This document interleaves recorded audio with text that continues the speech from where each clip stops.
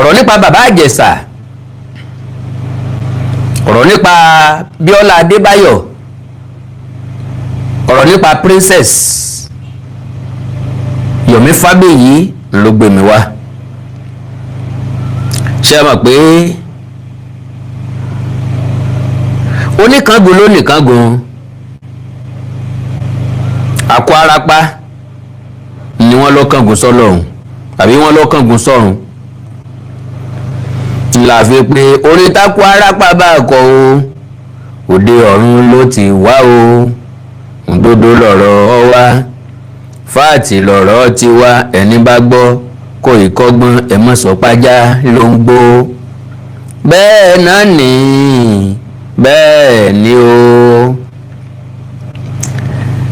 so bẹ́ẹ̀ ṣe ń wọlé òwe bá mi. God bless you sir. Peace Sam Adéyẹmí. God bless you káàbọ̀. ẹ dákun ẹ lórí tẹ́lẹ̀ ṣe mí orí tẹ́lẹ̀ ṣe mí náà ni pé kẹ́ bá ń pín program yẹn. káwọn èèyàn tí wọ́n bá wà nílẹ̀ tí wọn ò tí ì sùn kí wọ́n lè láǹfààní láti bá wa wò ó torí pé a ò lè dá sí o a lè dá jẹ o a sì lè dá wò ẹmbásí olùkan kọ́ ni ó jẹ́ ọ̀rọ̀ ẹmbásí tó rò pé òun ó lè dá jẹ ọ̀rọ̀ bẹ́ẹ̀ nǹkan kí ẹsẹ̀ ràgó ẹ ń jẹ́ gi egun ẹ sọnù sọ ẹran jọ̀bọ̀jọ̀bọ̀ nù. mo tún gbogbo ọmọ káàró òjìrì bílẹ̀ kan sí i ìbànújẹ́ ó kéré ó tóbi kò ní kàn yín lágbára Ọlọ́run. àkàndá ọ̀rọ̀ Awikonko ló kọ́ mi fẹ́ni tó ẹ̀sẹ̀ ń rí mi bá mi pàdé fún ìgbà àkọ́kọ́ àjàwó àrórè Awikonko aṣọ lójú ọlọ́rọ̀ bọ́lọ́rọ̀ bá gbọ́ màmá pé kí n bàbá ńlá bàbá ọlọ́rọ̀ ó ṣe ọ̀rọ̀ ilé ìta tó fẹ́ sọ lónìí ọmọ tó lágbára díẹ̀ o. ìrìn àjò bàbá Ìjẹ̀ṣà kò ṣàjèjì sí kankan nù wa eléyìí ń dá mi lójú tá dà á ó dá mi lójú sáká wípé ìrìn àjò bàbá Ìjẹ̀ṣà kò ṣàjèjì sẹ́nì kankan nínú wa torí pé ọ̀rọ̀ tó sojú ìlú ọ̀farasin awo tá a bá ṣe nù ẹnìkan ní ìjà wo ẹ̀yin mọ̀ èmi mọ̀ àwa mọ̀ ńgbà tí ìṣẹ̀lẹ̀ sí bàbá Ìjẹ̀ṣà tó di tí wọ́n ń rù káàkiri tí wọ́n ń gbé pò yẹnu káàkiri ó fipá bọ́ ọmọbìnrin lò pọ̀ ọmọ ọdún 14 igbádogójì rọ̀ wájà gbogbo alájọ gbọ́ngbà náà ìjọ́rí tiwa lọ́dẹ̀ mọ bí àjò yẹn ṣe rìn lọ́dún náà lọ́hùn-ún ṣùgbọ́n bí wọ́n bá dùnrún mọ́ èèyàn tàbí táwọn èèyàn kan bá di pàǹpá lórí èèyàn ó máa lágbára púpọ̀ o gbogbo alágbọ́ bí ìṣẹ̀lẹ̀ náà ṣe sọlẹ̀ ńgbà náà ká má káwọ́ àkárẹ̀yìn mọ́ kí mọ́ ẹ̀sẹ̀ sọ ntẹ́ ẹ mọ̀ ntẹ́ ẹ mọ̀ tàbí tẹ́ ẹ lè mọ́ mọ̀ nìkan ló gbé mi wá tàbí tẹ́ ẹ lè mọ́ kíyèsí tàbí tí mọ́lẹ̀ rẹ lè mọ́ tàn sí dáadáa eléyìí ló gbé mi wá ẹ bá mọ́ ṣe ń táàgì yẹn bá ń táàgì bàbá Ìjẹ̀ṣà kó ná ọgbọ́ lẹ́nu mi sàn-án he is my brother yìí tí mo fẹ́ sọ sítakùn ayélujára mo lè pé fúnra lára mi kí n bá sọ̀rọ̀ ńkọ̀rọ̀ ṣùgbọ́n mi bá sọ̀rọ̀ ńkọ̀rọ̀ kò ní níyì tó ti gbangba God bless you sir, God bless you ma. tí n bá bàbá Ìjẹ̀ṣà sọ̀rọ̀ ńkọ̀rọ̀ kò ní níyì tó ti gbangba ẹ̀kọ́ ọnú ẹ̀ ò ní wúlò ìmọ̀lẹ̀ ẹnu ẹ̀ ò ní tàn sí ọ̀pọ̀lọpọ̀ èèyàn mo dẹ̀ fọlọ́ ń búra mi ò pé máa sọ̀rọ̀ lórí ọ̀rọ̀ ẹ̀ lénìí in fact gan èmi náà tó má pé máa sọ̀rọ̀ ń pa ẹ̀ ṣùgbọ́n mo wò pé kí n má fi ṣe oko mi ọ̀la kan pọ̀ torí bí igi bá ti ń ré lugi tí nǹkan bá ti ń ṣẹ́ lórí ara wọn tí ètò bá ti ń ṣẹ́ lórí ètò yóò máa lose taste ẹ̀ because ọjọ́ ò ti máa lọ lórí àwọn nǹkan kan tó ṣẹlẹ̀ ní tó gbòmù alálẹ̀ ẹnu torí wípé nǹkan míì mo fẹ́ sọ lónìí tẹ́lẹ̀ ṣùgbọ́n tí bàbá Ìjẹ̀ṣà yìí náà wà ń bẹ̀. So now gbogbo alámọ̀ bí ọ̀rọ̀ yẹn ṣe ṣẹlẹ̀ ṣùgbọ́n òye rẹ̀ òye wa púpọ̀ ìmọ̀lẹ̀ ò sì tàn sí wa.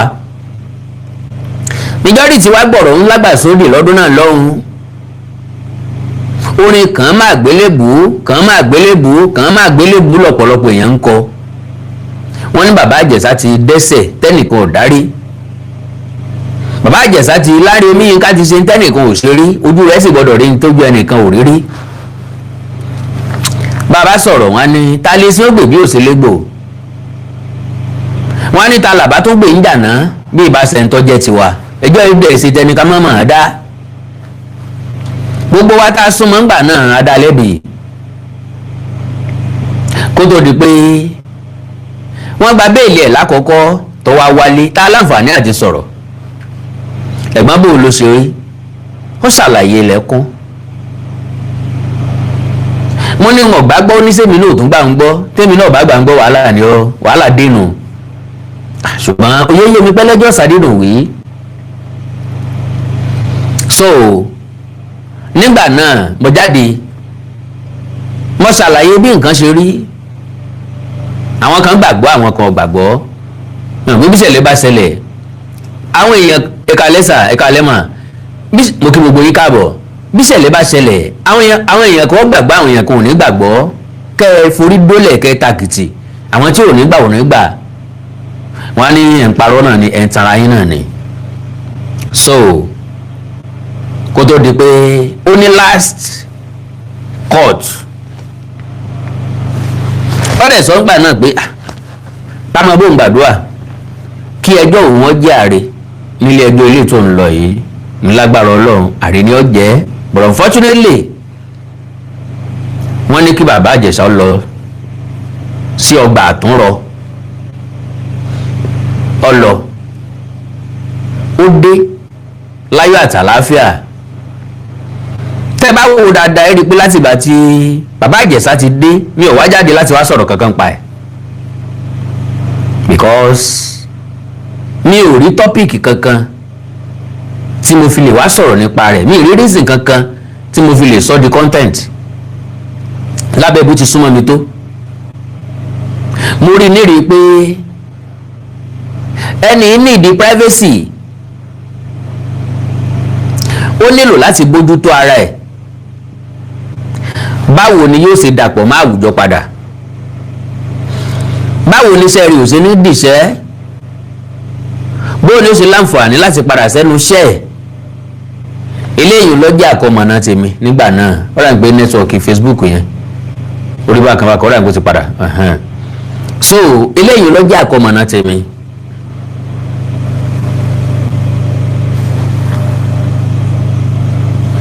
so eléyìí lọ́jà àkọmọ̀nà tèmi mo dẹ̀ ń bá gbàdúrà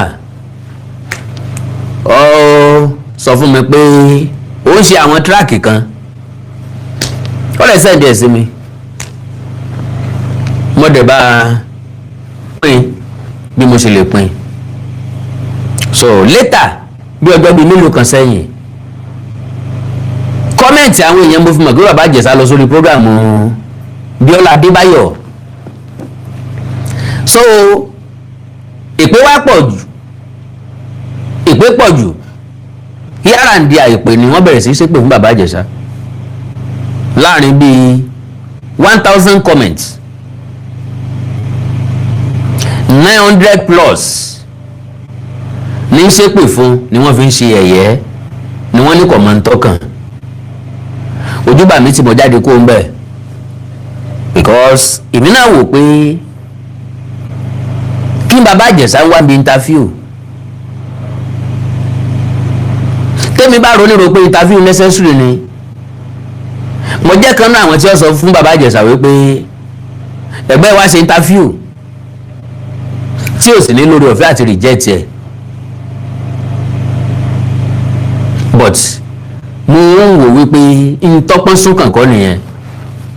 ok ṣé ẹ mọ̀ wípé ẹni tí ọ̀rọ̀ ṣẹlẹ̀ sí òun lọ̀rọ̀ ń dùn, ẹni tí ọ̀rọ̀ ń dùn lọ̀rọ̀ ń ká lára.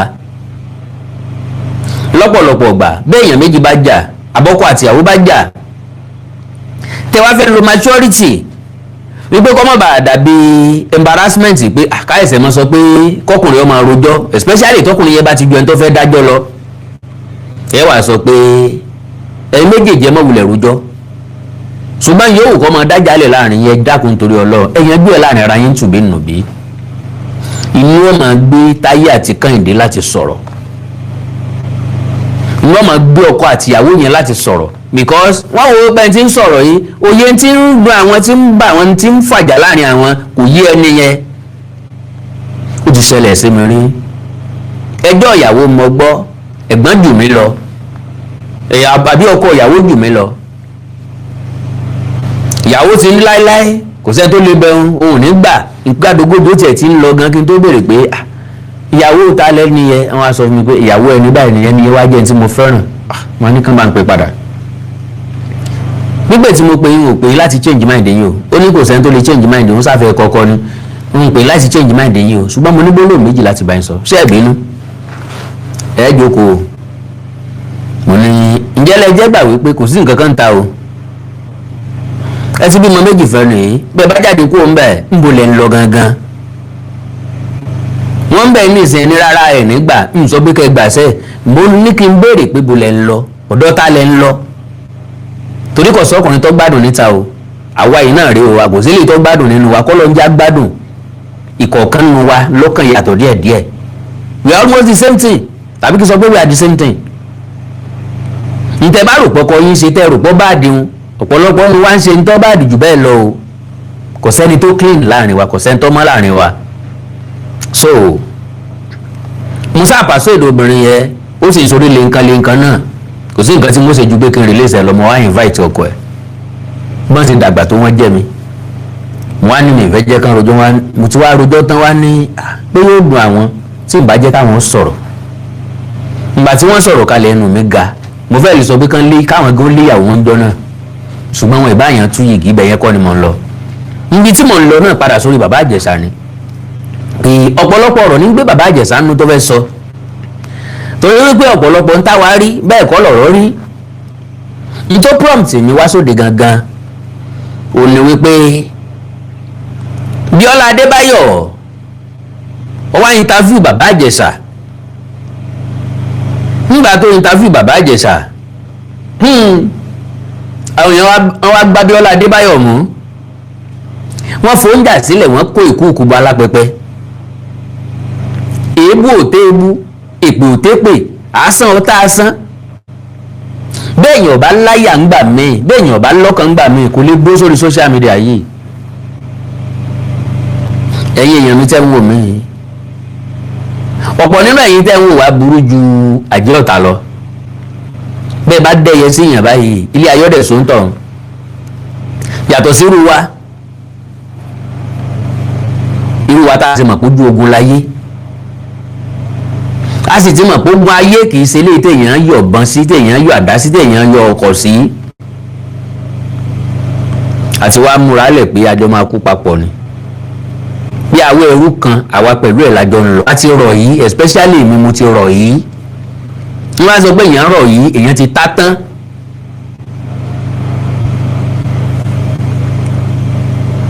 ẹ̀yin ọmọ ọ̀tà, gbogbo apá pátá mò ń bá wí, gbogbo apá pátá ni including myself. ó kàn jẹ́ pé èmi máa ń rí nǹkan with different perspective.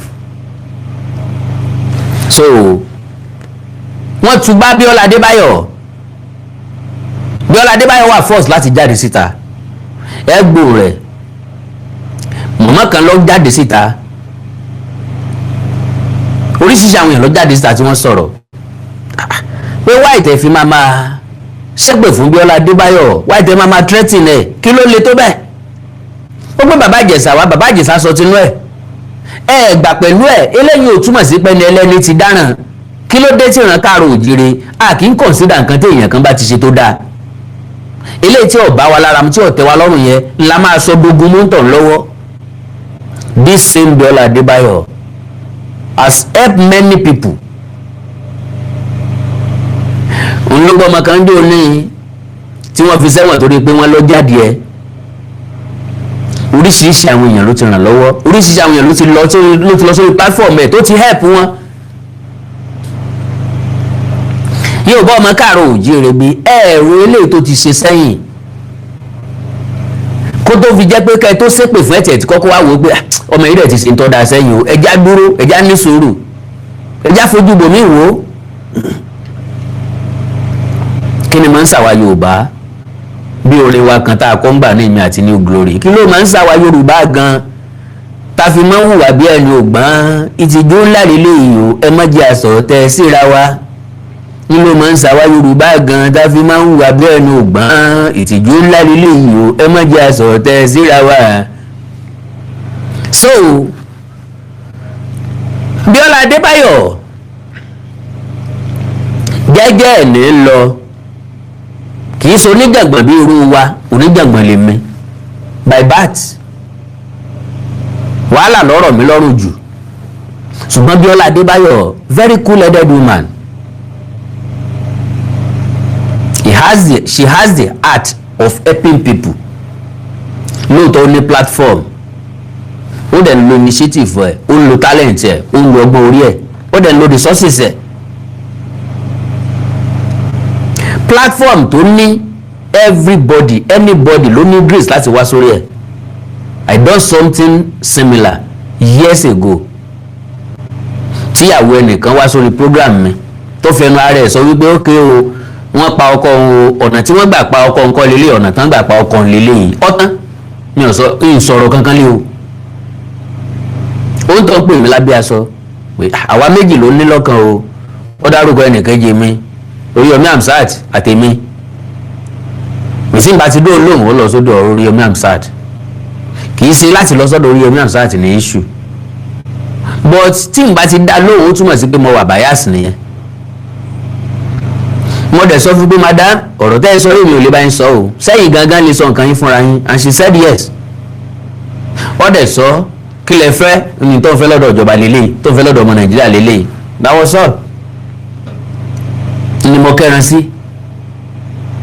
ẹni tí ò lè rìn ní kan gbóhùn, ẹni tí ò sọ̀rọ̀ rí sọ̀rọ̀, atótó ń tata ń tótó, ẹni tí ò gbé dé ẹni tá kálòlò, gbogbo wọn ṣépè fún mi. èmi rèé lónìí o, they are nowhere to be found. torí pé ogun tí wọn mọ̀ ni wọ́n ń jà. the same thing tó ṣẹlẹ̀ sí mi gbà náà lọ ṣẹlẹ̀ sí Biola Adebayo nísìn.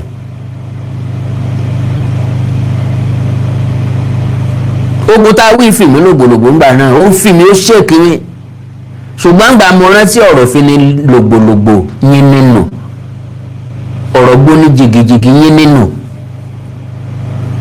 kì í sí ọ̀rọ̀ gbóní jìgìjìgì gbé ní mi. ọ̀rọ̀ yóò gbòmí jìgìjìgì ni o, yóò yìn mí nù. ń bọ́ bá gbòmí jìgì yóò yìn mí nù, kì í ṣe pé yóò gbé mi mẹ́, n ò ní kú sí i. so mo jagun ọ̀hún lájàyè, àwọn tí wọ́n bá mi jà ń gbà náà àárí wọn mọ́, torí mo sọ ń gbà náà pé wọ́n fẹ́ lọ bí kurukuru, wọ́n wọlé bí ẹ̀kan òjò, wọ́n parẹ́ bí òṣùmàrè, wọ́n sì parẹ́ bẹ́ẹ̀. torí Ọlọ́run o, Ọlọ́run tí kì í gbé lẹ́yìn òsìkà, eléyìí nǹkan mọ̀ bá wa, ọ̀rọ̀ bàbá Ìjẹ̀ṣà mọ̀ bá wa. now so nígbà tí wọ́n wá dé yẹlé Biola Adebayo làwa kan wá ní kò rí bẹ́ẹ̀, olórí ọ̀gbọ́dọ̀ kú sípò ìkà, àmìjọ́rìsì ń tà mọ̀ nípa bàbá Ìjẹ̀ṣà, àwọn sọ fún wa a sì já mọ́. ìwọ Ọlọ́run kí ló ṣe network mi lórí Facebook báyìí, ẹ dákun torí Ọlọ́run ẹ máa bá ń love ẹ bá ń like lórí ilé Facebook, ẹ bá ń love ẹ bá ń like. Facebook network is very very bad, ẹ má bínú ẹ jọ̀ọ́, tàbí kẹ́yìn náà join wa lórí YouTube, mo wà lórí YouTube presently, ẹ join wa ní Awikonko TV lórí YouTube, ẹ̀yin tẹ́ wà lórí Facebook kẹ́ ẹ lè gbádùn wa ń bẹ̀. so ẹ já kọ́kọ́ gbọ́dọ̀ lẹ́nu woman yẹn ká tó gbọ́ tẹnu Biola Adebayo. pápápá ni mo fẹ́ ṣe, mo mọ̀ pé tí ń sùn, mo mọ̀ pé ó ti yẹ kẹ́sùn, mo mọ̀ pé ti fẹ́ sùn, ẹ má bínú.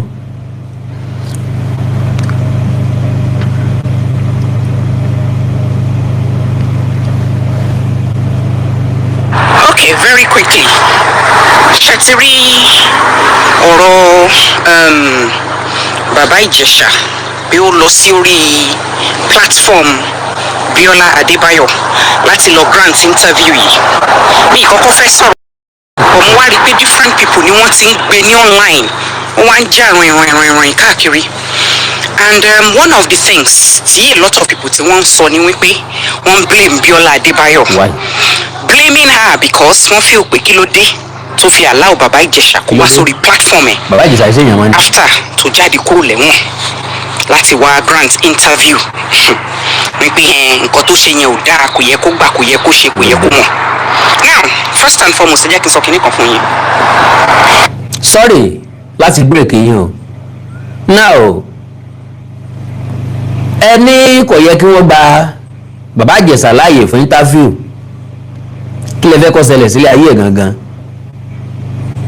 ẹ ti lé olè pé kọ́sá ó ti sá ẹni ojú tọwọ́ ẹ lé o ti jù ú lẹ̀ ẹ tún lọ́lọ́ musẹ̀ fẹ́ pa ni ẹ lọ́sẹ̀ ìfàtọ̀ káti ẹ̀ ní ọ̀sẹ̀sẹ̀ yẹ tàbí ká sọ pé wá ṣẹ̀ṣẹ̀ yẹ ó ti wá jìyà ẹ̀ṣẹ̀ ẹ̀ ó wá dé sẹ́ẹ̀fẹ́ kó gbélé ayé mọ́ ni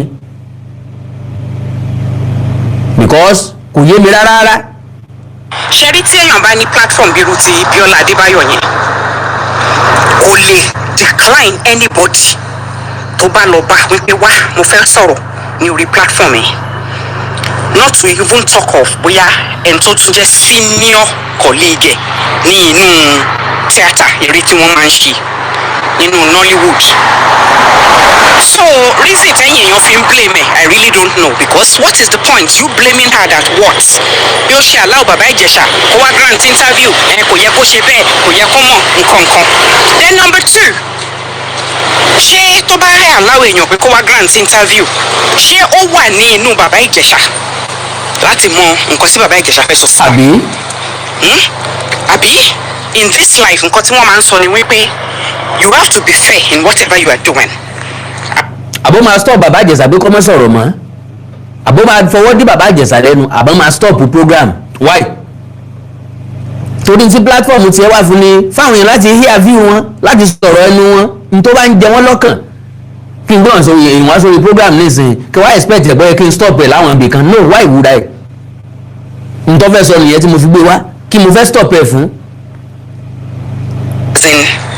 wọ́n ní ẹ̀yin náà lẹ sọ pé àgbọ̀ ẹjọ́ ẹnu ẹnìkan dá àgbà òṣìkà ẹ jẹ́ ká gbọ́ tẹnu ẹnìkejì ká gbọ́n tó fẹ́ sọ because ọ̀pọ̀ ìgbà nígbà tí ọ̀rọ̀ yẹn ṣẹlẹ̀ a lot of Nigerians wọ́n jáde wọ́n ní ẹ jẹ́ kí bàbá Ijesha náà bọ́ síta kó wá sọ tẹnu ẹ̀ ká lè gbọ́ side kan là ń rí side kan là ń gbọ́ ok bàbá Ijesha dẹ̀ jáde nìyẹn ó lè wò pé ok different ways lòun fẹ́ fi ṣe àwọn tóun fi kóun lè lọ bá kí wọ́n fóun ní audience lélẹ́yìí so níbo ni Biola níbo ló ti jẹ̀bi I don't know nínú ìyẹn tó fi wá di pé wọ́n máa blame ẹ̀ pé ó ṣe aláwọ̀ bàbá Ijesha àbí ṣé òun ló ń sọ̀rọ̀ sí bàbá Ijesha lẹ́nu ni kò sọ̀rọ̀ sí lẹ́nu náà ó kàn béèrè question ní bàbá Ijesha dẹ̀ ń dáhùn so ẹ̀yin èèyàn kẹ́ tó máa blame anybody ẹ máa wo bí situation yẹn ṣe jẹ́ kéde ẹ máa sòótọ́ first lady yìí látijọ́ tó ti gbé platform ẹ̀ jáde ó ń ṣe dáadáa but one tó jẹ́ pé nǹkan bá ti go funny tí kò go the way tí àwọn Nigerians fẹ́ wọ́n máa dàbò olúwa ẹ̀ ni wọ́n bẹ̀rẹ̀ sí. God bless you ma. bí ìjọ téèyàn bá ti sọ nǹkan tí ọ̀bá ń lára mu tàbí tí ọ̀jẹ̀ mọ́ fi òyìn tàbí tí ọ̀ lọ sọ́nà bíi tẹ́ ronú gbà ẹ máa jáde against ẹni yẹn ni. bóńtọ́ wọn ọ̀bá lọ́kàn ilé ayé ọ̀fẹ́ sùn fẹ́ ṣe bẹ́ẹ̀ fún Fúnkẹ́ Akíndélé ó wà force láti sunkún sí lọ́rùn lórí social media ó ń sunkún tí ń wa ẹkún mu báyìí tí ń somi nímú bàlà sunkún sí lọ́rùn ẹ wá rántí mọ́ pé Fúnkẹ́ Akíndélé ti nu omijé tí ń rùn rí ẹ rántí mọ́ pé Fúnkẹ́ Akíndélé ti múnú yín dùn rí ẹ ti wu àwọn iṣẹ́ ìtẹ́ ti rẹ́rìn lura yín dọ́kọ̀ọ̀kọ̀ tó mú bànújẹ́ yín kúrò ẹ rántí mọ́ pé Fúnkẹ́ Akíndélé jẹ́jẹ́ ní lọ kì í fàjàngbọ̀n kò sí nǹkan kan tó kàn yín mọ̀ yẹn téèyàn bá ti ṣe nǹkan ẹyọ kan tí ò dáa tàbí tí ọ̀bá yín lára mu òǹtọ̀ ti dáràn. àwa kan sì máa ń sọ wípé béèyàn bá sọ̀rọ̀ ẹyọ kan fún wa rí tọ́wọ́ àṣẹ wa ń gbà míì dáadáa kan ṣoṣo tó ṣe yẹ ó borí ọ̀pọ̀lọpọ̀ aburú tó ti ṣe eléyìí láfi máa jọ́ jẹ́ wípé wàá ó ti ṣe dáadáa rí ẹ̀ ń ṣàìdá sí èèyàn náà ń gbà míì èyí ó wá wo pé ẹni tó ṣe àìdá lónìí lè ṣe ń tọ́ da lọ́la ẹni tó ṣe ń tọ́ da lónìí lè ṣe ń tí ò da lọ́la bí ilé ayé ṣe wà nìyẹn kò sẹ́ni tó clean láàrin wa ẹ̀yin gangan tẹ̀ ń dájọ́ lórí social media tẹ̀ jẹ́ lọ́ọ̀yà tẹ̀ jẹ́ justice lórí social media none of you is perfect none of you ìgbésí ayé ọ̀pọ̀lọpọ̀ worst ju tàwa yìí lọ tàbí tàwọn tá ń discuss lọ but still ẹ̀yin lẹ máa kọ́kọ́ jẹ́ni tí yóò kọ́kọ́ máa dájọ́ tàbí kọ́kọ́ ṣépè ìgbésí ayé yín ọ̀dẹ̀ dáa tó tẹ́ntẹ́ ń ṣépè fún ọjọ́ wo la fẹ́ lanú ọjọ́ wo la fẹ́ lajú ọjọ́ wo la fẹ́ láyè la fẹ́ la làákàyè la fẹ́ lo làákàyè wa nígbà wo la tó fààyè lẹ̀ fún fíìwù ẹlòmíì agbẹ́gbẹ́ nìkan dàgbà òsìkà bẹ́ẹ̀ nìkan bá sọ̀rọ̀ ẹ fààyè lẹ̀ fún another side of view máa ń jẹ́ kéèyàn kẹ́kọ̀ọ́ máa ń jẹ́ kéèyàn gbọ́n ni bẹ́ẹ̀ mi ṣe máa ń gbégbé ayé mi gbà mọ́ wà kékeré nu ni mo bá dàgbà ní fífi gba gbogbo nǹkan gbọ́ mo gbọ́dọ̀ kọ́kọ́ rò ó fúnra lára mi máa gbé yẹ̀wò fúnra mi bó ló ṣe rí bẹ́ẹ̀ só tọ́ bẹ́ẹ̀ sí ọ̀tọ́ bẹ́ẹ̀ sí ọ̀yẹ́kọ́ tọ́ bẹ́ẹ̀ sí ọ̀yẹ́kọ́ tọ́ bẹ́ẹ̀ sí bó ṣe yẹ kó lọ nìyẹn kí ni ìṣòro wa Biola Adebayo ọ̀tọ̀ lẹ́ni tẹ́nì kankan lè against kì í ṣe fracas kì í bá yàn jà ẹni tó bá ti búyàn rí tàbí tó bá ti bá yàn jà rí láàpẹ àbẹ́òun náà ṣe máa ń búyàn nìyẹn bọ́n bá bú mi ní ìṣẹ́ lómi ẹ̀ sọ pé báwo nǹkan náà ṣe máa ń búyàn nìyẹn ẹni tó yẹ kó bá ẹni tó ń bú mi wí tàbí tó yẹ kó béèrè lórí kí náà ń bú mi sí tàbí tó yẹ kó béèrè lórí kí lèmi ń búyàn sí yà ń bọ̀sibọ́sì èmi ò kì í búyàn èmi máa ń sọ téèyàn bá ṣe ni ẹ má jẹ́ nígbà àkókò yẹ jẹ́ rọ̀nà ọ̀rọ̀ mú mà yìí. blame ìgbà tó gbé Biola Òkè wá síbẹ̀ náà ẹ blame ẹ pé ẹ Bùsọ́lá Òkè ṣe máa gbéyàn wá tó wá ń tọrọ owó tó ń ṣe tó mọ̀. Bùsọ́lá Òkè ló gbé wá ń gbà náà mo fẹ́ sọ̀rọ̀ nípa ìtẹ́lẹ̀tẹ́lẹ̀ mi kàn padà sọ̀rọ̀ nípa ẹni oríṣi àwọn èèyàn ló ṣépè fún Bùsọ́lá Òkè ẹlòmíì ní ìyà ni ó jẹ pa ẹlòmíì ní olówó ó dẹ̀ sọ pé òun ò lówó ọlọ́sọ̀tẹ́ẹ̀lì iye báyìí ìlọ́sọ̀tẹ́ẹ̀lì iye báyìí ẹni ìjà ọmọdé bá ní ìpè rẹ̀ lọ́kùnrin ẹni ìjà òde bá ní ìpè rẹ̀ lọ́kùnrin o ẹ̀ ń bá yàn àrí lọ́mọ aláyé ń pè lọ́kùnrin o. ọjọ́ tó ti ń help àwọn èèyàn tó lọ mú ọmọ wá láti Libya tó ti ṣe different ones tó jẹ́ pé ẹ̀yin Nigerians ẹ̀ like ẹ̀ sọ pé òṣìṣẹ́ ń gbà yẹn. I don't know why tó jẹ́ pé Nigerians a lot of you people bẹ́ẹ̀ ṣe máa ń rorí ó máa ń wà very very shocking. Honestly. It's like wọ́n gbèyàn lọ sí orí major kìíní ìsìn kó lọ ṣe interview kẹ́ ẹ̀ máa blame ẹni yẹn pé ó ṣe jẹ́ kó wá ṣe. You don't do that. And when it comes to Baba Ijesha, the truth of the matter is nígbà míì òun náà lè fi pé bóyá tóun bá bọ́ sí online tóun fúnra òun ṣe ó lè máa go far bóun ṣe fẹ́ ló ṣe bọ́ síta lórí platform Biola so ẹ jọ̀ọ́ ẹ jẹ́ ká fi Biola Adebayo sílẹ̀ kó máa bá iṣẹ́ dáadáa ètò ń ṣe lọ because tẹ́ ẹ bá ti wà léèyàn láyà jù ní Nàìjíríà yẹn ń gbà mí ẹ kó láyà jẹ ẹ jẹ́ kó feel bíi pé nǹkan burúkú ló ṣe whereas kò sí nǹkan kan tó ṣe tó wrong as far as I am concerned I'm telling you. Reality ni now àwọn Boko Haram àwọn sùmọ̀mí lókè ọya wọ́n sọ pé wọ́n rehabilitate wọ́n ń dà wọ́n padà mọ́ sọ́jà wọ́n ń dà wọ́n papọ̀ mọ́ ọlọ́pàá wọ́n ní wọ́n fẹ́ integrate wọn sínú society padà hambọ̀sibọ́sì ẹni tó ní human feelings ẹni tó lọ́pọlọ ẹni tó lẹ́bùn ẹni tó ti lu ẹ̀bùn ẹ̀rí ẹni tẹ́ ti enjoy ẹ̀rí bẹ́ẹ̀ ṣe máa frustrate life àwọn èèyàn míì nìyẹn tán fi lọ máa gbẹ̀mí ara wọn wọ́n wá gbẹ̀mí ara wọn tán ẹ máa sọ pé ìbádẹ̀ tí ṣe to that length o kò yẹ kó gbẹ̀mí ara ẹ̀ náà o frustration yín ni ẹ fẹ́ gbọ́ tẹnu ẹ̀ náà o ẹ fẹ́ gbọ́ tẹnu ẹ̀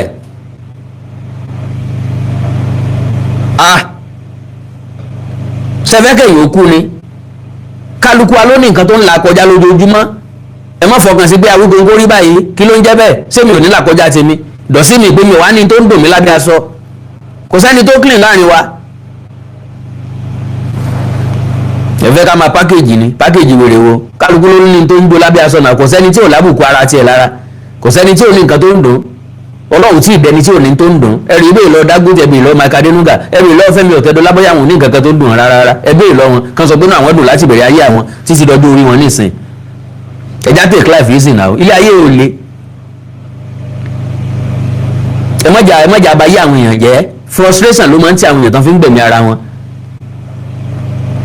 kò sí nǹkan kan tó ṣe tó wrong nípa pé ó gbé bàbá Ìjẹ̀ṣà síta. Now to you all it's left to you nǹkan tí bàbá Ìjẹ̀ṣà sọ bẹ́ẹ̀ ṣe fẹ́ bẹ̀rẹ̀ sí i kò sí ẹ jẹ́ kí n sọ kíní kan fún yín ṣe rí kí èèyàn kó wé àwíjàre láti èní di ọ̀la ẹni tó máa believe I believe ẹni tí ò ní believe ò ní believe do you understand it side of story tiẹ̀ ló ti bọ́ síta tó sọ yẹn. but èmi máa wá mú evidence jáde láti jẹ́ kẹ́ ẹ mọ̀ wípé n tí bàbá Ìjẹ̀ṣà sọ bóyá rọ́ ni bóyá òótọ́ ni èmi àkàndọ̀rọ̀ Awikonko máa mú evidence jáde a dẹ̀ máa analyse ẹ̀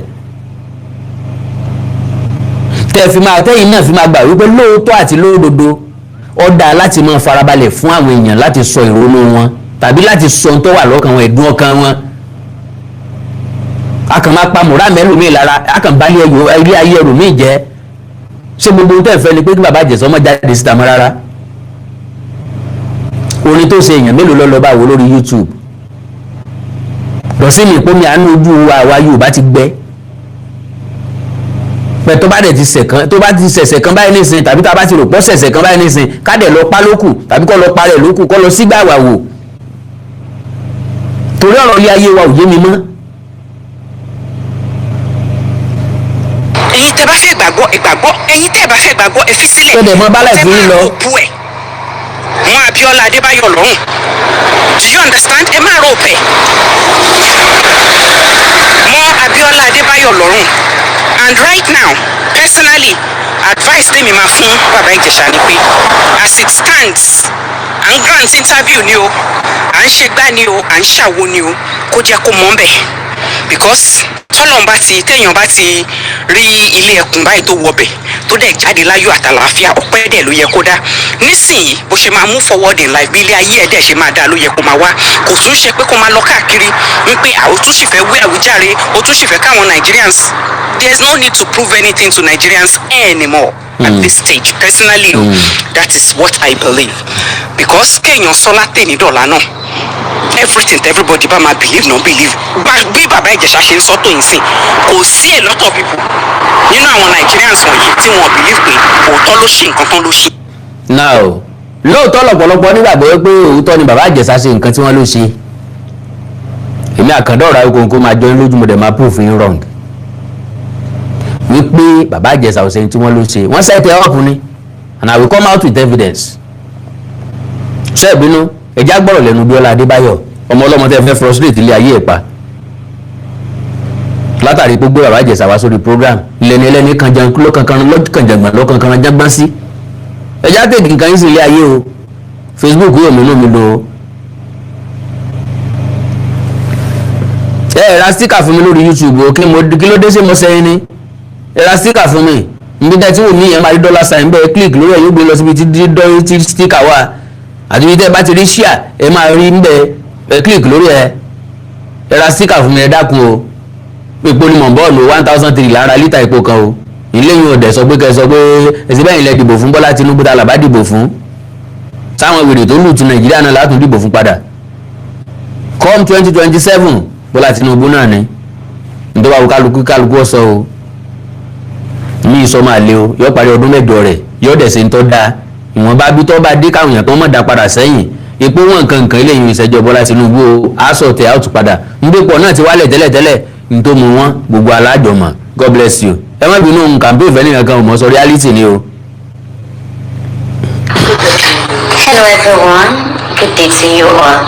This is an apology video to everyone that. Can you imagine Biola wà force láti ṣe apology video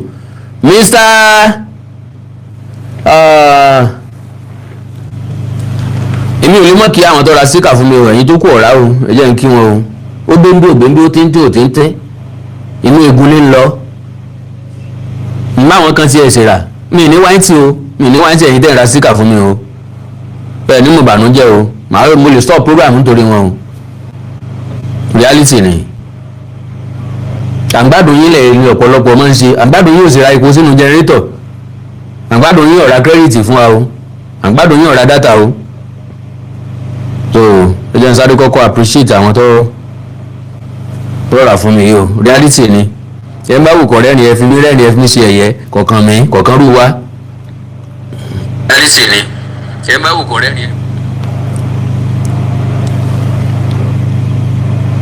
Solotech, God bless you sir, mi ò ní wáyé tì.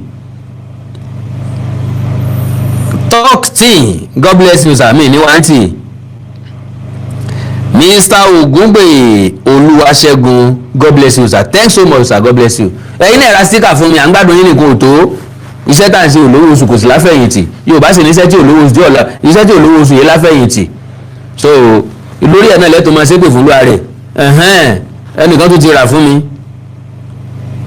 Mr. Adéfẹ́mi Adéwọyìn, mi ní wáyìntì. Bẹ́ẹ̀ ni mo ṣe ẹ̀ní mo bànújẹ́ lágbára Ọlọ́run. Ẹ já gbọ́rọ̀ lẹ́nu Biola Adebayo, ẹ máa ra sticker fún mi, ra sticker fún mi. Epo wọn, dátà wọn. So offended.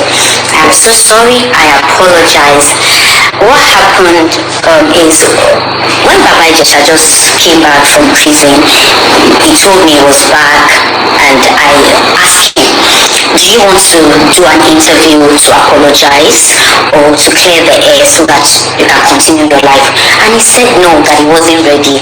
He had Yes, bóyá sọ fún mi náà ń gbà náà nu, ó lóun tí ready fún interview kankan, mọ́dẹ̀ yọ̀ǹda ìdìgbà tó bá wù ú lọ́kàn tó fẹ́ ṣe interview, àtẹ̀mí bá fẹ́ interview ẹ̀mí ní. Last Naija Dawn, God bless you sir, ẹ ní wà á tẹ́ nàá tí bàbá, God bless you. some things that he's doing now, and I said, okay, I didn't ask him again.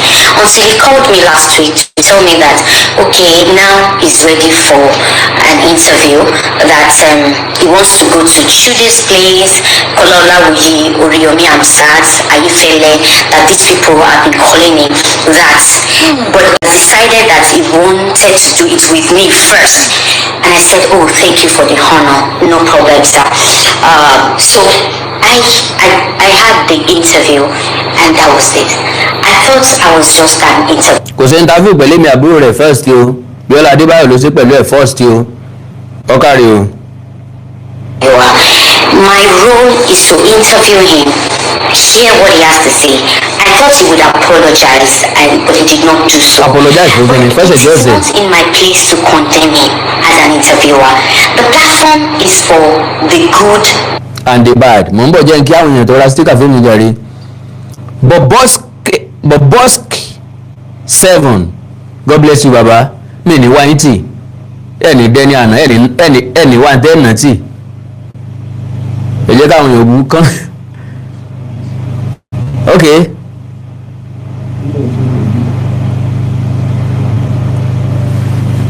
Wọ́n ṣe kí ni? Okay, Olúwaṣẹ́gun kí wá ní? Ògúngbẹ̀san. God bless you. Ògúngbẹ̀san, ẹ má bínú. and the bad is for both saints and sinners. The platform is not for only the people that you like. It's for the people that you like and you do not like. The platform is not for the people that you like. Mr. Akin Akinsanya, ó kọ yín ròyìn, ó kọ yín ọmọ ròyìn, ọmọ akínní. Now, gbogbo ètò tá à ń ṣe kìí ṣe fún ẹni tó like wa nìkan o, tàbí fún ẹni tó like ètò tá à ń ṣe gan nìkan. Wow, Mr. Tèmi Adélékè, wọ́n ti darapọ̀ mọ́ wọ́n ti subscribe sí channel wa, wọ́n ti subscribe sí family channel wa. God bless you my fan, wọ́n ti darapọ̀ mọ́. God bless you sir, God bless you sir, mi ní wáyé tì. Àwọn eléyìí wọ́n máa sanwó fún wa lóṣooṣù. Wọ́n máa sanwó fún wa lóṣooṣù. So gbogbo àwọn nǹkan tá à ń jẹnu. I am a mother. I am a Christian. I am also a rape victim that it took me a while before I got over it. I have said that in my interviews over and over again. Yes, it took me time, it took me a lot of prayers, a lot of confession to get over it. So I would never enable anybody. The interview was not to exonerate Baba Ijesha or to... Kì í ṣe láti exonerate ẹ̀, kì í ṣe láti vindicate ẹ̀, ṣùgbọ́n láti jẹ́ kó náà sọ sáìdì ọ̀dọ̀ tiẹ̀. Òfin fààyè ẹ̀ sílẹ̀ wípé àtẹnitọ́ fẹjọ́ sùn, àtẹnitọ́ fẹjọ́ èèyàn sùn, àtẹnitọ́ fẹjọ́ sùn, àtẹnitọ́ fẹjọ́ ẹ̀sùn, àwọn méjèèjì ni wọ́n need justice. Àwọn méjèèjì ni wọ́n need justice. Olùfin fi sọ wípé kẹ́ ẹ tó sọ bẹ́ẹ̀ gbé wọn lọ ilé ẹjọ́, ẹ gbọ́dọ̀ ṣèwádìí beyond reasonable doubt. Ní ṣe wá lẹ̀ Yorùbá. agree with whatever he was saying. Go and watch the video very well. There was a place he was telling me that Bibi, and I said, I'm sorry, sir. It is my job to ask you the right questions. I asked the right questions from him, which I thought that was the job. Àwa ò tí máa béèrè ìbéèrè tó le. Èmi máa wà lenient pẹ̀lú question. Àwọn question burúkú kan ń bẹ táwọn òyìnbó máa ń béèrè lọ́wọ́ ẹni tán bá interview. Oríṣiríṣi question tó máa ń béèrè lọ́wọ́ Trump ni bó ṣe le tó bó ṣe burú tó àwọn oníròyìn máa béèrè question lọ́wọ́ ẹ̀. Ìmí yọ sọ dìjà mọ́ wọn lọ́wọ́ ó lè sọ pé iléeṣẹ́ ìròyìn wọn ò dáa. Wọ́n dẹ̀ máa béèrè same thing lọ́wọ́ Barack Obama. Ó tún máa fi sùúrù sọ fún wọn. Okay, I can hear you. Just don't shout. You don't need to shout. Calm down. I will look into it, but not the way you think.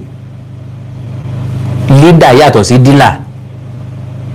Leader máa ń létí gbọ́.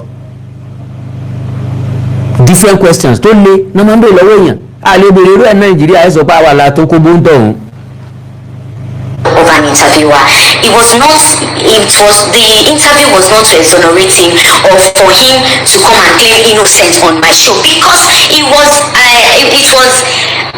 crime that he's been convicted of. And I asked it, go and see the video again. I had to pull it down because I felt that a lot of people were angry, and I know that. Wow, ó padà yọ fídíò yẹn ṣá. Based on what? Kò táwọn yẹn èmi ìyẹ̀rú ọ̀kan ọmọ lọ́fà àmọ́jọ yẹn burú afájà lọ àṣejù ojú ọjà ọ̀tẹ̀ yín lọ́rùn kọ̀tẹ̀ yín lọ́rùn fídíò mi wà ń bẹ̀. I don't send you because I'm not doing it because of you. Mo ń ṣe nítorí àwọn tó máa pay fún tó máa wúlò fún bí ọba jẹ́ lónìí á jẹ́ lọ́jọ́ ọ̀la ó kó lè wọ̀n record. I will never pull any video down. Àfilẹ́ tó bá wù mí lọ́kàn fúnra mi tí mo fẹ́ yọ kó fúnra mi kì í ṣe torí pé èèyàn kan frustrate mi àbí èèyàn kan àwọn tó bá sí gàngán sí mi náà ni wọ́n tó padà wá tó bá yá nígbà tí n bá ṣe nǹkan tó dáa lọ ń tèmi wọ́n mọ̀ fẹ́ gbójú kan wo pé àwọn ọ̀dà ń sọ wẹ́rẹ́ àsọ̀rọ̀ tó dáa ń bí eléyìí o mi ò lè please everybody o I can't please everybody. I'm not alive to please everybody. Ọlọ́run ò dá mi sí láti wá please gbogbo èèyàn rárá o mo wá láti wá please Ọlọ́run ǹdẹ̀ tó lè please Ọlọ́run gbogbo dídá wá dàbí àkísẹ́ ẹlẹ́gbin lójú ẹ̀. Mo dẹ̀ wá láti wá please ara mi wọ́n bá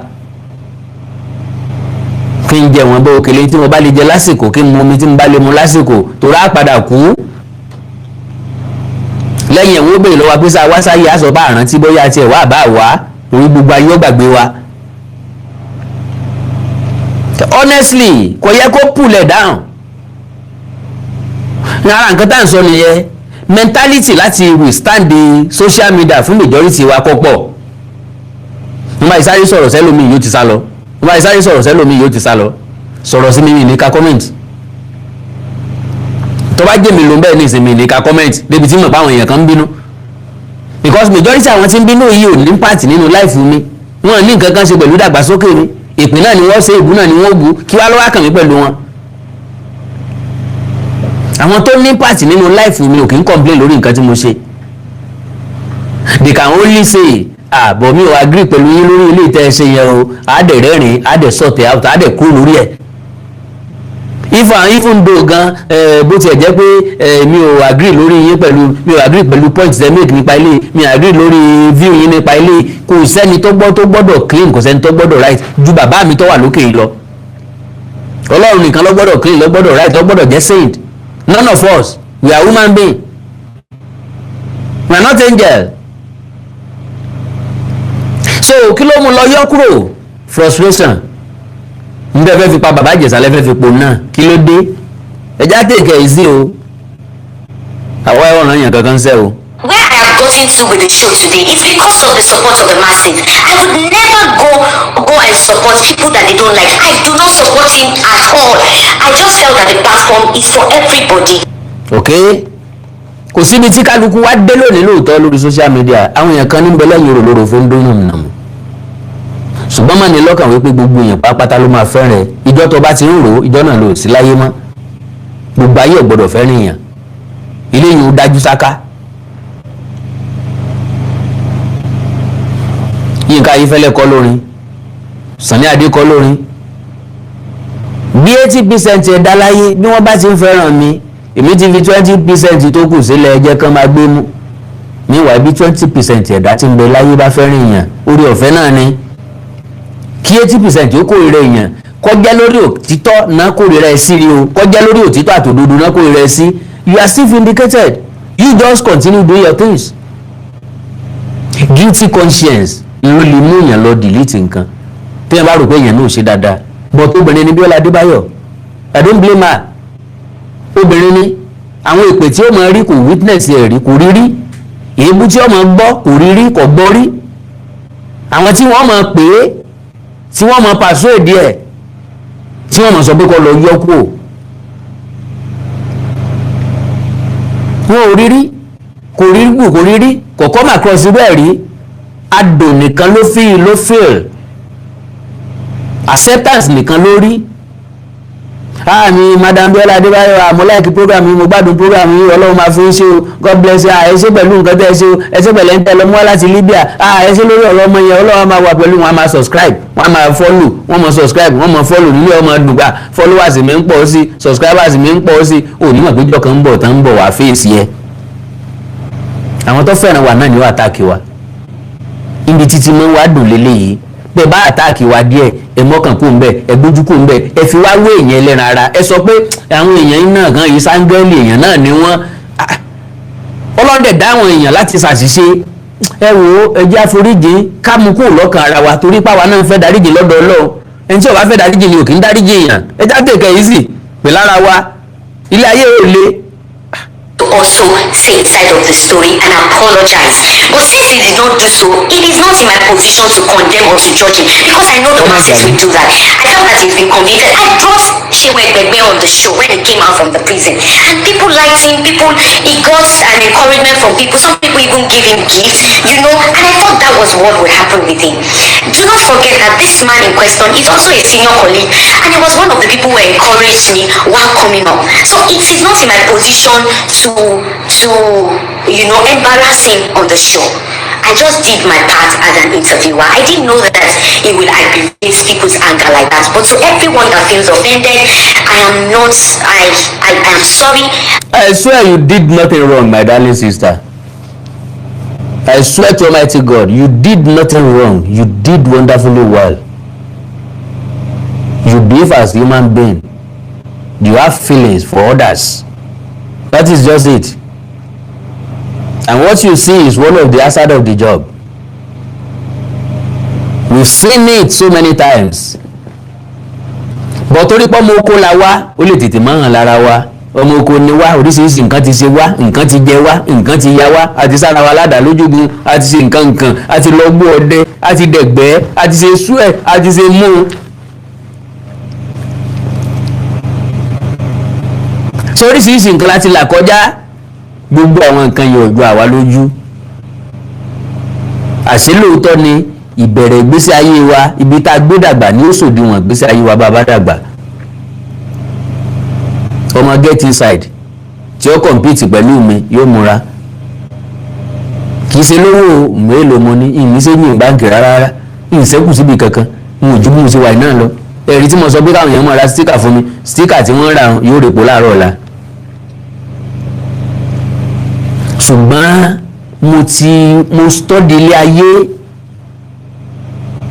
ìdàgbàsókè ni mo study ilé ayé, ń pé ibi tí mo lọ lórí social media yìí o, àwọn èèyàn kan ń yìn mí o, àwọn èèyàn kan máa bú mi o, àwọn èèyàn kan máa ṣépè o, àwọn èèyàn kan máa ṣàdúrà fún mi o.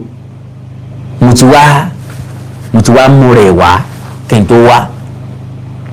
Ilé ìjọ pé téèyàn bá sọ ẹyọ kan sí mi, mo rẹ́dì láti wá sọ mẹ́wàá tó ń tọ̀ kájọ fọ́ gbogbo ẹ̀ lójú dànù, kájọ bá gbogbo ẹ̀ jẹ.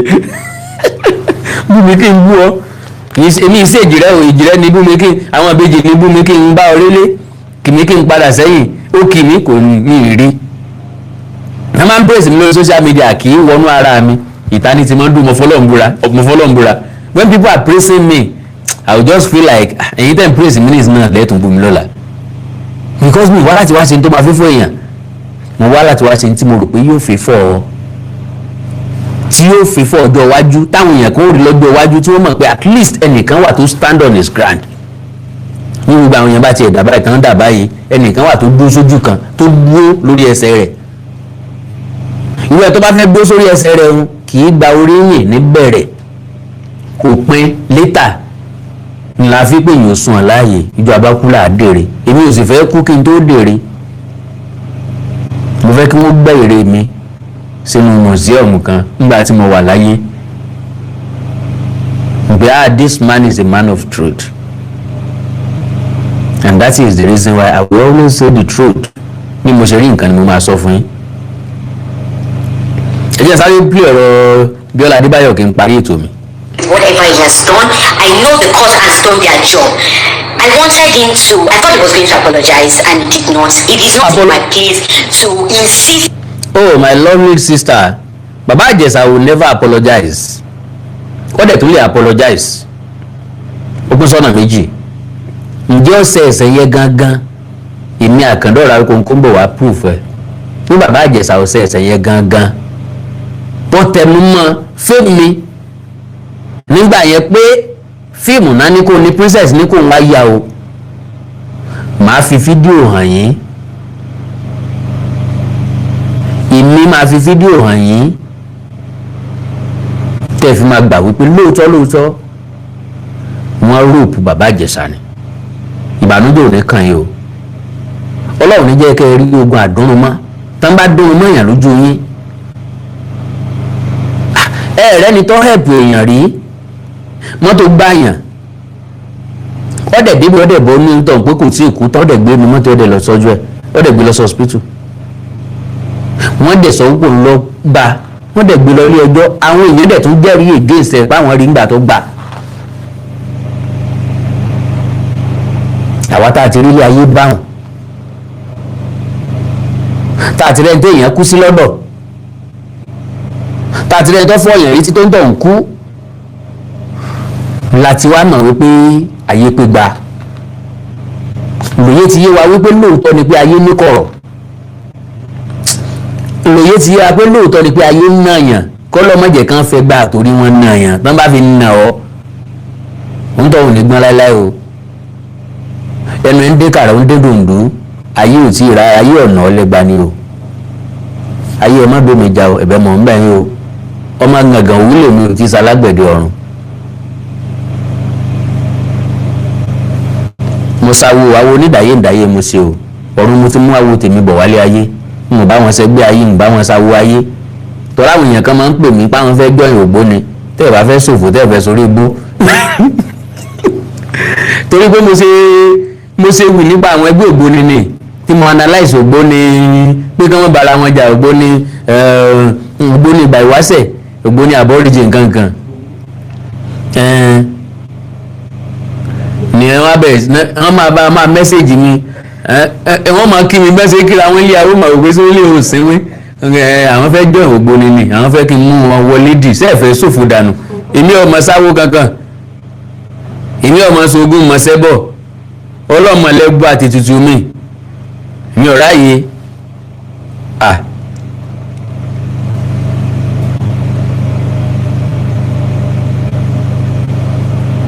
would say, I am so sorry. I'm also learning from the job. I am not a saint. I'm not a perfect. I'm also learning from the job because ọjọ́ wo ni Biola Adebayo switch ṣiṣẹ́ presenter. She's an artist, an actress. Àwa láti lẹ́ẹ̀nì nípa iṣẹ́ yìí tó láti ń ṣe ti pẹ́ ọdún 23. So tó bá máa ka 23 years nísìnyí nínú tíátà ni kì í ṣe nínú broadcasting. Oyè rẹ̀ èmi tí mo ti lò 23 years oyè ẹ̀ sì tó ń yé mi sí lójoojúmọ́ ni. Ẹ̀kọ́ kí mo kọ́ ẹ̀kọ́ kí mo tí ì kọ́. Mo sì tó ń kọ́ ẹ̀kọ́ sí lójoojúmọ́ every blessed day lórí iṣẹ́ tí mò ń ṣe. Nǹkan míì tí mo rò gbọ́ tọ́ at the end of the day kò ní tọ́ nǹkan míì tí mo rò ilé ayé ilé ẹ̀kọ́ ni. Person. I have tried as much as possible to bring joy to people, and a lot of people are insinuating that èmi náà fẹ́ jẹ́ kí Biola Adebayo sáré sọ̀rọ̀ ẹ̀tàn ẹ má bínú ẹ jẹ́ kí sáré rọ̀nà ọ̀rọ̀ ẹ jẹ́ kó sáré sọ̀rọ̀ ẹ̀tàn sódà kẹ́lẹ́ mọ́ bí tẹ́ ẹ ti fẹ́ dá sí God bless you sir God bless you ma mo rí pé ẹ fẹ́ pè. is to tarnish Iyabo's image. Biola, Adebayo, I would never do that. If you know me very well, especially when it comes to my colleagues or anyone else. They have brought a lot of people have come on the show and they have hyped Iyabo before because she's like a sister to me. She's a colleague. She has come on the show before out of honor, out of respect for me. I would never do anything to bring her down. I intentionally didn't bother about that side, that part where you mentioned PC's last name because I felt he wasn't saying anything bad about them. If I felt that it was going to come out like that, trust me, I would have removed it. Immediately he mentioned Iyabo just saying, go and check my reaction because I thought he was going to say anything bad about it and I wasn't going to take that because I could fight for the cause that she fought for as well. But please forgive me. I'm not here to justify anything. I am a very peaceful person. If you know me, you know that about me. And I don't like controversies. I've avoided controversies throughout my show. I'll be mindful of the... Honestly, I do study people a lot. To ba controversial. Sorry to say, you fancy Lizzy Anjorin. Can Lizzy Anjorin non drag be? Èmi náà tó bá wọn drag ẹni. Sorry to say, I don't hate her. But ká ló ní wọ́n drag tó ti go through a lot of controversies. Ó dẹ̀ like controversy fún rẹ̀. But eléyìí Biola Adebayo yìí, ó wà peaceful. Tó bá jẹ́ Lizzy ni. Even if it's captured, now we call people to come and watch. As long as it's controversial, I don't want to use it. And I quoted him. That was what he said. It was not to, it was not a propaganda to go against Iyabo's film. Our film is coming up. Arinzo will sell by the grace of God. It will do well. Sis Iyabo, I love you. And you know it yourself. You know that I would naturally not do. I did not use you for anything. Your name was not called. I left you because I felt he wasn't saying the bad thing about you. It didn't occur to me the way that people are saying it now. But please also know that I am also learning. I don't know it all. I apologize to everyone that feels offended. I would never... Me like you. Daddy will not say wọ́n ní controversial gangan lórúkọ Awikonko.